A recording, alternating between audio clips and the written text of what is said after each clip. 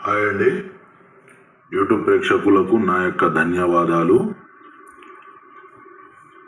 నా వీడియో మీకు నచ్చినట్లయితే, మొదటిసారి చూస్తున్నట్లయితే ఒక లైక్ చేసి సబ్స్క్రైబ్ చేయండి. పక్కనే ఉన్న బెల్ ఐకాన్ని క్లిక్ చేయండి. మా కొత్త వీడియోస్ మీకు నోటిఫికేషన్ రూపంలో వస్తాయి. మనం చెప్పేది మరుగుమందు గురించి అండి. ఈ మరుగుమందు అంటే వశీకరణ మందు అని అర్థం అండి. ఈ మరుగుమందును ఎందుకు ఉపయోగిస్తామంటే,